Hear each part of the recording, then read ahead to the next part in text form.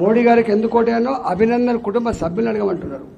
మోడీ గారికి ఎందుకు ఓటేయానో సియాచిన్ మంచు కొండలలో భారత భూమిని కాపాడడానికి ఇవాళ వాళ్ళ ప్రాణాన్ని పనగబెట్టే సైనిక కుటుంబాన్ని అడగమంటున్నారు. ఇలా మోడీ గారికి ఎందుకంటేనో నా దేశ ఆడబిడ్డలు కంప్యూటర్ యుగంలో రాకెట్ సైన్స్ యుగంలో టాయిలెట్ కూడా లేక చెంబులు పట్టుకొని రోడ్ల మీద పోయి 3 గంటలకు బయలుపోయిపోయేటువంటి దుస్థితి నుంచి స్వచ్ఛ భారత్ కింద 12 కోట్ల ఇళ్లలో టాయిలెట్ కట్టించినటువంటి ఆ ఆడబిడ్డలు అడిగి చెప్తారు మోడీకి ఎందుకుంటారు.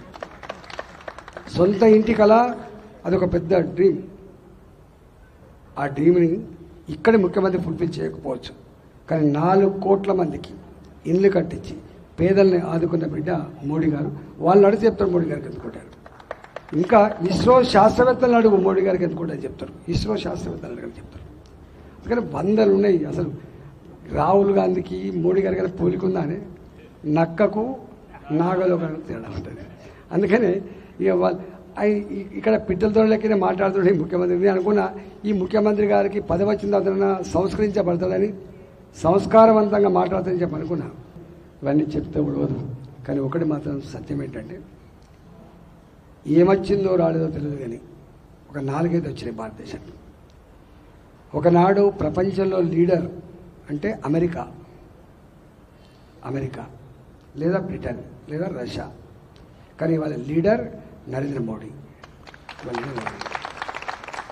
నెంబర్ 2, ఏ దేశం భారతదేశాన్ని థర్డ్ వరల్డ్ కంట్రీ అని చెప్పి అవమానించిందో, ఏ దేశం మన ప్రెసిడెంట్ ఆఫ్ ఇండియాను అవమానపరిచిందో, ఏ దేశం మన ప్రధానమంత్రి మన ఆనాడు ముఖ్యమంత్రి అయినటువంటి నరేంద్ర మోడీ గారికి వీసా రిజెక్ట్ చేసిందో గా దేశం వాళ్ళ పార్లమెంట్లో మోడీ గారు మాట్లాడుతున్నప్పుడు వాళ్ళ సెనేటర్లు లేచి సప్పట్లు కొట్టిండ్రు. అది మన పిల్లలు అమెరికాలో ఉన్నా, దుబాయ్లో ఉన్నా, లండన్లో ఉన్నా ఆమె ఇండియన్ అని చెప్పగలిగే స్థాయికి వచ్చింది భారత్. ఇవాళ ఒకే దేశం ఒకే చట్టం నినాదం అన్నాడు. Today it is a reality in Jammu and కాశ్మీర్లో. ఎక్కడ లేవు మీకు మెటల్ డిటెక్టర్లు ఉన్నాయి. ఎక్కడైనా షాప్లో చూసిందా? No metal detectors today, no bomb blast today, no Gokul chat, no Dilsukhnagar bomb blast, no Saibaba temple bomb blast, no blood today. ఇవాళ ఒక ప్రశాంతత లేకపోయింది. ఇదంతా పక్కన పెట్టు. మీ రైల్వే స్టేషన్ ఎప్పుడు చూసిరండి. కట్టిన చెర్లపల్లి రైల్వే స్టేషన్, కడుతున్న 3 రైల్వే స్టేషన్ ఒకసారి చూసిరండి. అంటే భారత్ ఎటువైపు ప్రయాణం చేస్తుంది.